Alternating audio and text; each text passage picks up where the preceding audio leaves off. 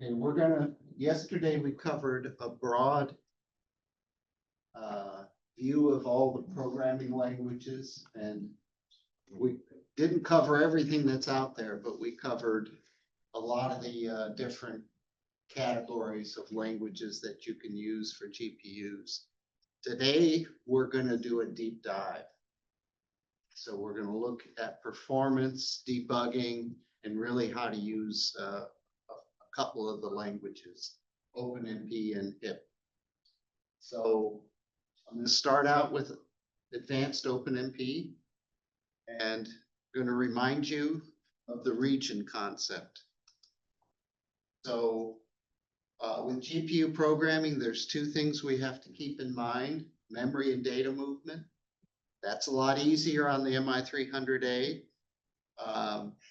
but we still have to consider that when we do our programming. And then the second is code execution. How do we make that code compile and run on the GPU? How do we manage the resources? And again, our primary job as programmers is to expose the parallelism and let other people, the software, the hardware, make it fast. And so we really rely heavily on a region concept. So this is a region where the pragma applies. So we can have pragma that says we're running on the device. We can have a pragma that says that the data result resides on the device. And so this region concept is really, really important.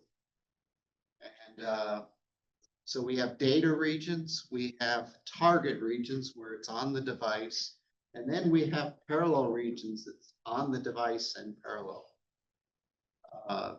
The original OpenMP specification only had structured regions. So it would be really within one file, and you would just have a block of code that would be in this region of running on the GPU. With the unstructured data concept, so here's our structured data. This did not go very far because it was hard to go across multiple files. With the unstructured that we have on the right, you can have much more general program flow and design. So in that region, it may not be as clear when the region starts and ends, but we still have those data regions. We're on the device or on the CPU. And so just reminding you of that as we go into this advanced material. We talked a little bit about our memory management. So we have explicit memory management where we're moving the data. And we have managed memory where the system is moving the data. That was introduced in OpenMP standard 5.0. And also at the same time was this single memory address, which is our MI300A. And I think it helps you to see that in these first two types, there are two pointers. OpenMP is doing that for you. It creates two pointers, one on the host, one on the device. And it's creating that map and maintaining it for you. On the single memory, there really only is one pointer. We still have to populate the cache, but there is only one pointer. And so we can use that same pointer for the device or the host. And the number one programming error in GPU programming is using the wrong pointer. This makes it a lot easier because there's only one.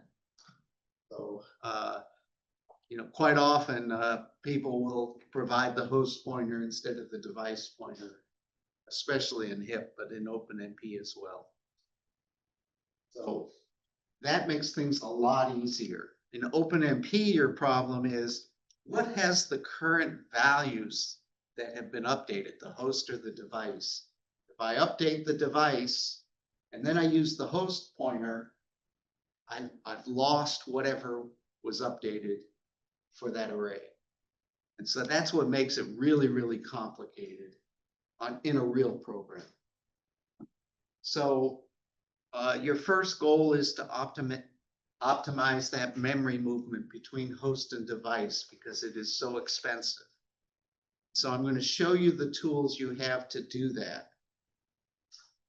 So there are a bunch of examples in the training examples repository, and we're going to experiment with a little bit of them. I'm only showing a small set of these.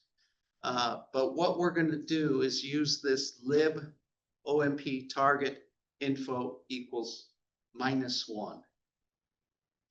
Now, people make a mistake. They think -1, I can set it to 0. It's actually a bit flag. So you can set 7 or 8 different flags in combination for what you get out of that. I'm not going to go into each of those. We're just going to turn on camera. We're just going to look at the output if we set all the flags for that variable. This is a OMP target variable, so it should work on most OpenMP compilers. So let's look at what happens when we start using it. First of all, I want to go over these map clauses. We just saw basic examples of it, but it actually is really important to understand what each of them do, because it's different than I thought initially. For example, a map to and from, it allocates and deletes device memory, modifies the reference counter, and copies the data if it's not already on the GPU. I thought it always copied the data, but it doesn't. If it's already there, it doesn't copy the data. And so the map to, if it's allocated, it just checks the size and increments the reference counter. So we have to use this always clause to say always copy the data over, or we have to use the update clause to move the data over. Okay. So here's a detail. Map to sounds like I am copying the data, not necessarily. So that's why this table, the details of what happens is actually important. Or you're assuming something that the compiler's doing something different. Okay, and that's real easy to fall into. So you really prefer to use the alloc and delete. We're not going to copy the data over, so we don't need a memory transfer. We're just going to allocate on the device.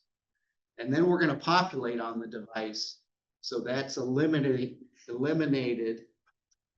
that memory copy, if we can get to the point where we're doing everything on the device. Okay, so this table is actually a good thing to keep handy because you can make an assumption about what it's doing and it's not doing exactly that.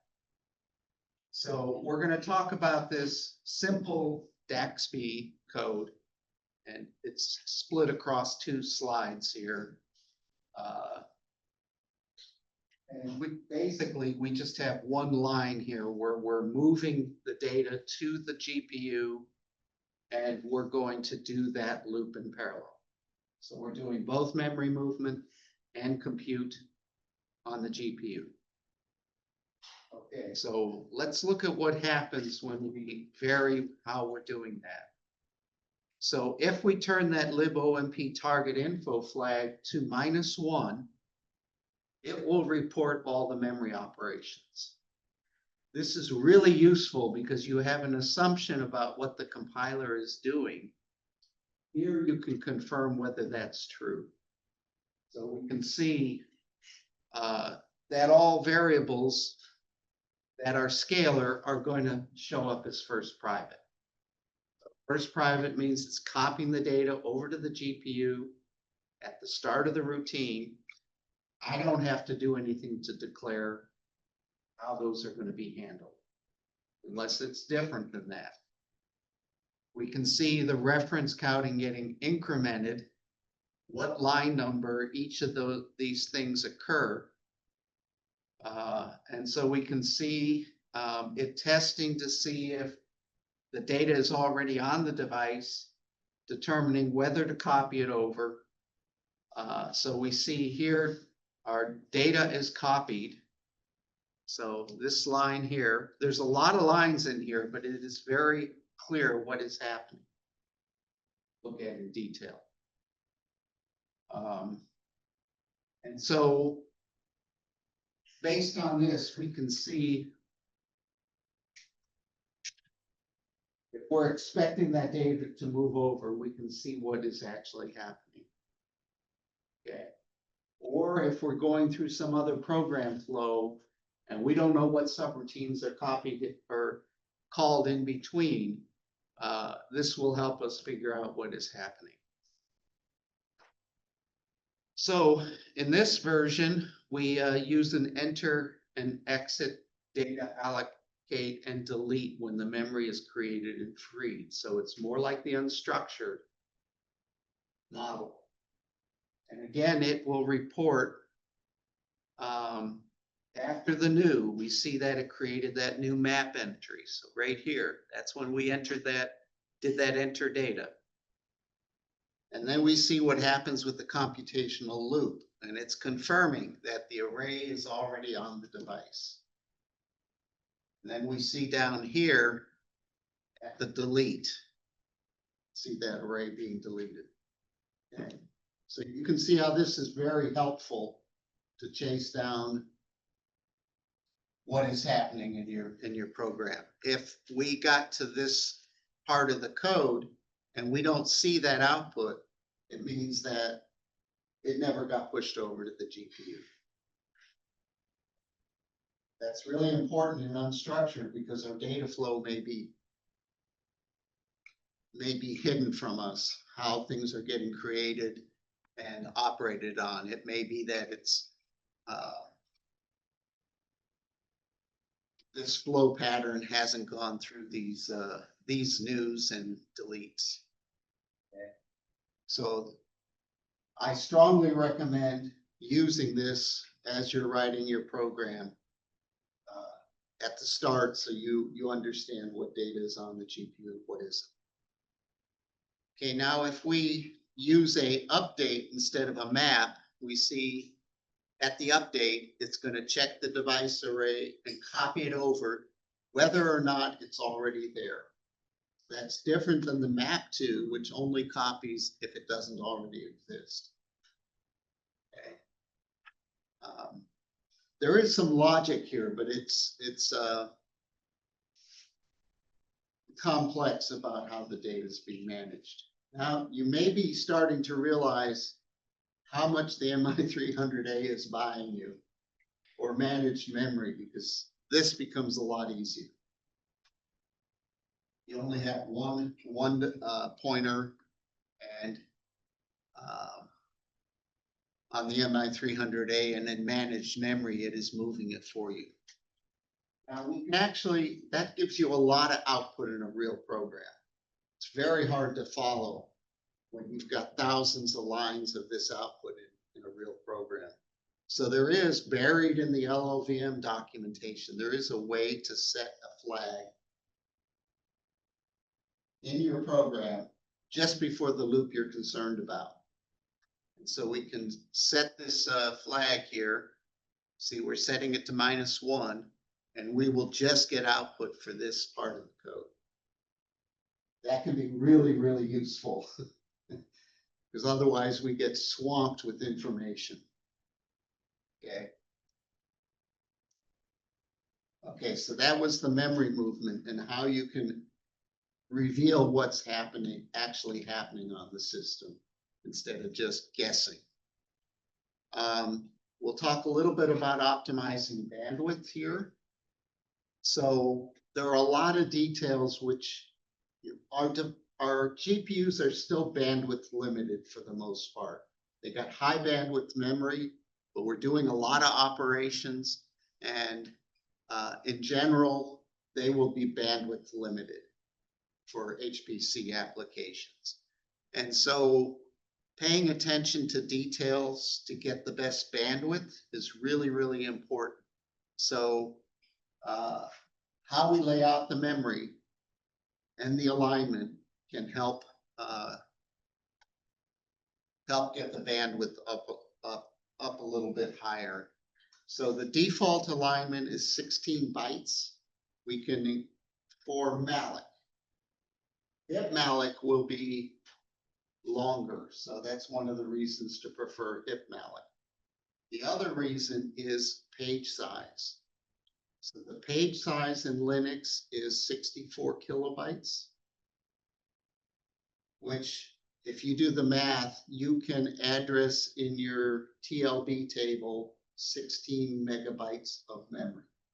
That's not a lot for an HPC application. So on the GPU, the page size is 2 megabytes. You go from 64 kilobytes to 2 megabytes. There's nothing in between there. There's just those. There's actually more options up higher, but 2 megabytes is enough. So the GPU is using 2 megabyte page size.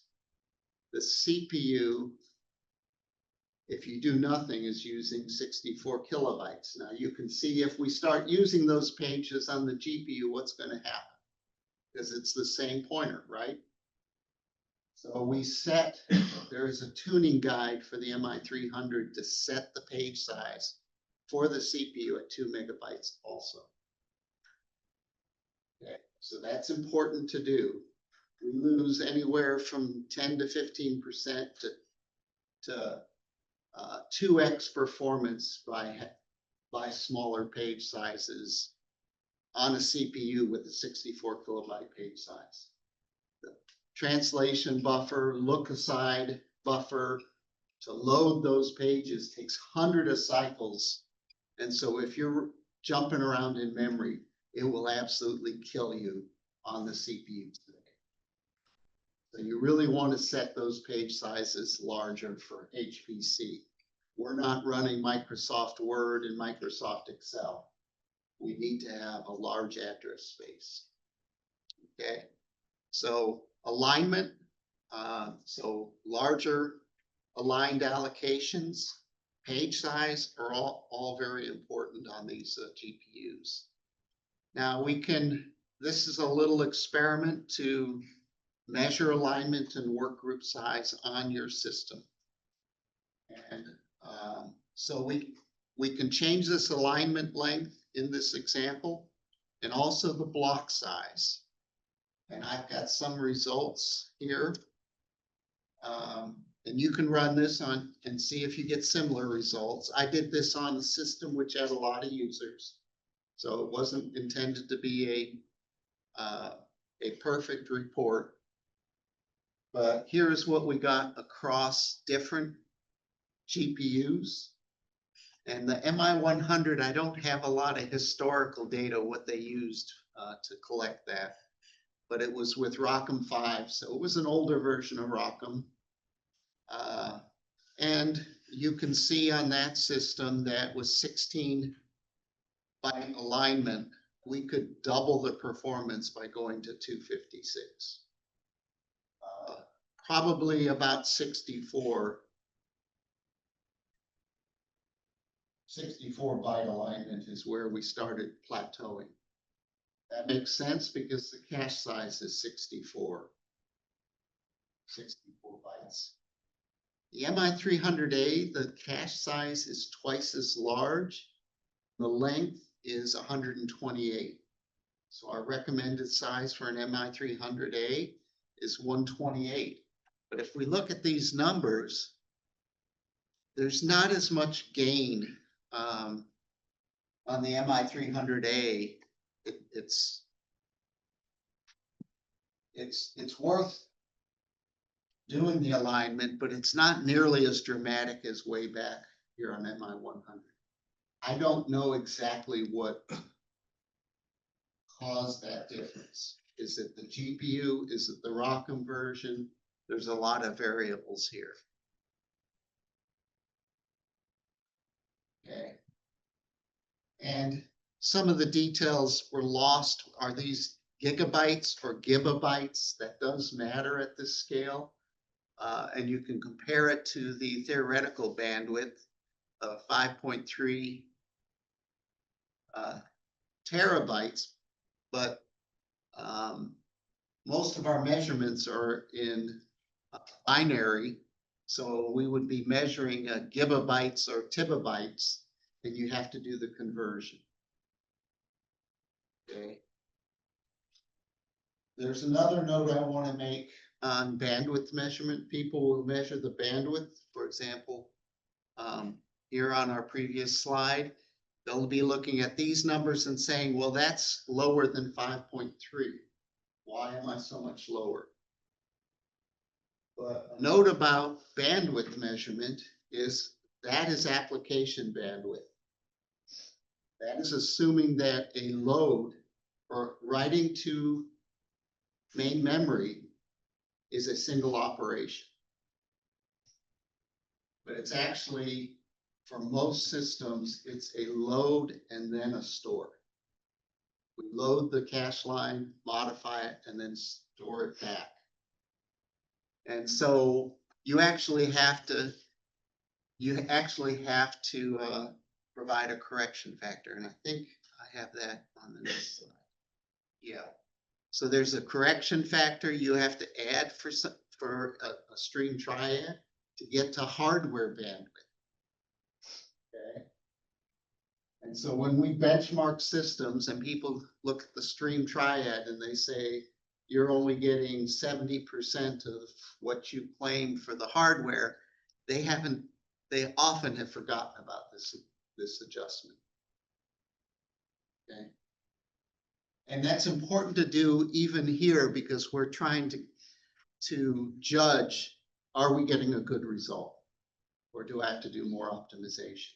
So a hand calculation, and if you do an adjustment for those loops and say, if I've got a store, I got to add an additional load of the cache for it. And then my back of the envelope pencil calculation, I can tell whether my loop is getting the performance it should. Okay. And here are some references. George Hager McAlpin, who is called Dr. Bandwidth, who came up with the stream triad, has an article explaining all of this. We also have partitioning and NUMA regions. I've mentioned this briefly about yesterday about this single partition compute partition setting. We can set it to CPX core partition. And we can also set memory partitioning to NUMA region, NUMA 1 region or NUMA 4 region. The compute partitioning you can do on the fly with AMD SMI command. The memory partitioning you have to do at boot time. So what they observed with experimenting with the CPX mode is they improved stream benchmark by about 5%. Stencil codes would improve a little bit more, like 15–20%. And so there's still active research in that area on the effect on applications and bandwidth. Okay. And it is confusing. I still get a little confused. We see 4 GPUs and I'm going, shouldn't there be 6? Well, all GPUs on that MI300A are seen as 1 in SPX mode, but there's 4 sockets. So it reports 4 GPUs. And it's confusing because we get confused between GPUs and GPU chiplets or compute devices. They don't necessarily report for every chiplet doesn't always report as a GPU. It can be combined. Okay. Any questions about memory and memory alignment? There's a lot of details here. Anybody got other ideas what is important for memory alignment or memory performance? We won't talk about it here, but it's affinity. And affinity in parallel computing is composed of three things: placement, order, and binding, so that the process doesn't jump around. Placement is really important because I got to get placement in all the NUMA regions to get the full bandwidth. And I've got to get the placement of the CPU close to the GPU. So all those things matter a lot in getting bandwidth as well. I don't have an affinity presentation included in this set. I can supply that separately. Kernel traces and optimizations. So now we're talking about if we're compute limited, how do we understand what's happening on the compute side of our loops? We talked about this yesterday about setting this OMP target kernel trace flag, and we can go from 1 to 3 on that. And it prints a lot of information. So it will even print timing, data transfer. And sometimes I just throw this in here to say, am I running on the GPU? And I hate to tell you how many times I find out I'm not when I think I am. So that can be valuable. There's also AMD log level. And for the Cray, it's Cray ACC debug. So these will all tell you more information about what's happening. And we'll look at some examples here. So here's a very simple kernel. I'm going to set the XNAC flag, set that kernel trace on, and I'm going to run this small little kernel from our examples. And when you run, it's going to give you this report for that kernel of what's happening, what the compiler is generating. And so we can see here the data, what we call LDS, which is local data store, or in other terminology, shared memory, local memory. That's local memory on the GPU for that work group. Vector general purpose registers, we can see that. And that's probably the thing you want to pay the most attention to. And you can also see if it's spilling. We'll talk of what to watch for spilling. But you can play around with your kernel and see if you can optimize what the compiler is generating. Okay, and this is really convenient because I don't have to bring up a profiler. Just look at the report. So it's very quick. And so we're going to add number of threads. And I'm going to tell you that this is not what numbers you're going to see if you run it on our AAC system. This was an older version of the compiler, and it was generating a lot more vector registers. So they've improved the compiler. And they, by default, have changed from 1024 workgroup size to 256. So that's made everything perform better. And so here we change the number of threads, and we can see what effect it has on the kernel. This is a very simple kernel, so you're not going to see a lot of difference. If you have a 200-line kernel, this may be something that's very valuable to do. If we add thread limit, we get a slightly different result. I'm going to show a comparison of all these three in the next slide.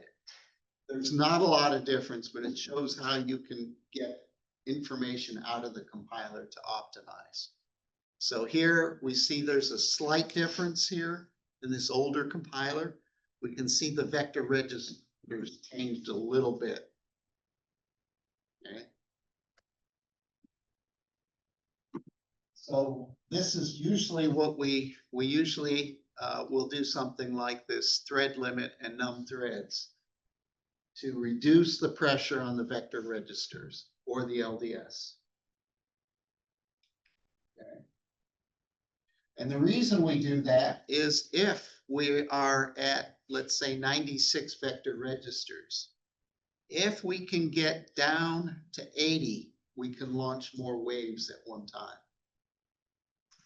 That increases our occupancy and will increase the performance roughly by the ratio of 5 and 6.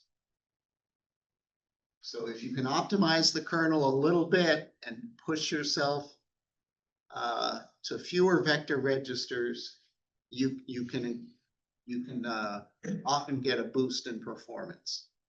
If we're above 256, which we sometimes see in physics applications, it will be spilling to main memory.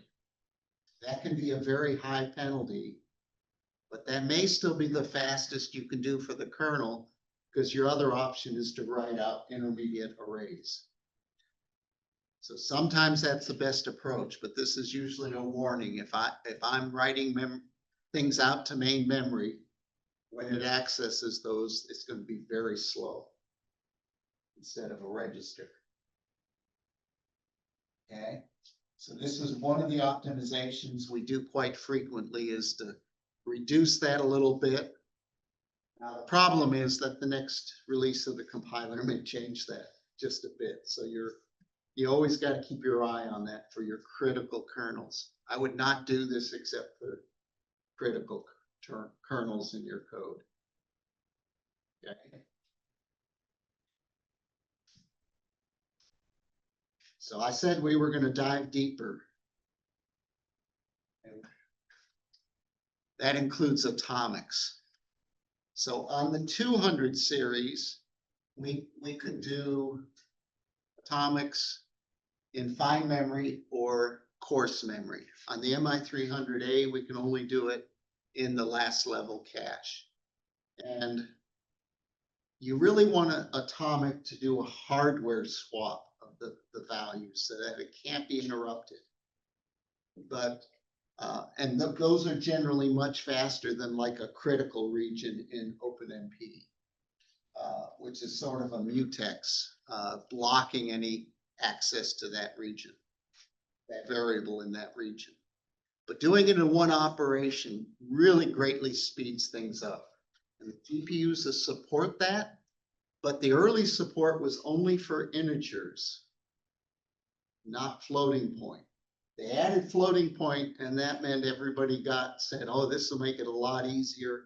I'm going to use that all through my code. And they got performance hits because it's basically causing a serialization through that point. Serialization and sort of a synchronization. So we want to use that atomic wherever we can, but you really want to use the old style GPU programming where we didn't have those atomics and there were ways to do the same things like reductions. So watch out for atomics. They can be a performance bottleneck. And the MI200, you can set a flag, and the compiler guys said no unsafe atomics. They were worried somebody would actually set that flag to be faster because it's unsafe if you are on the wrong type of memory. So it does it at different cache levels. So you can get the wrong result very fast. Perfect for a computer scientist, not so good for a physicist. And so that is this concept of coarse grain and fine grain that was around in the MI200 series. We don't have to worry about that on the MI300, but we do have slower atomics. Okay. So questions on on that. That's a lot of deep dive into OpenMP.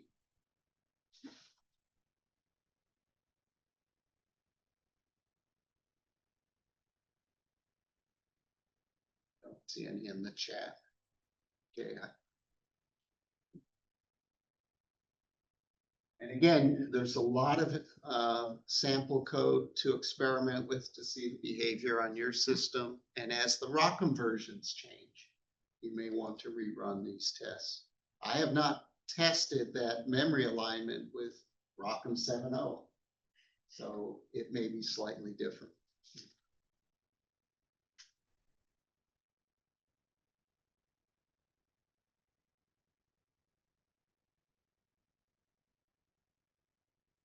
Okay, if you have a sample OpenMP code, I was really finding it hard to find small examples which would show the difference in the vector register allocation.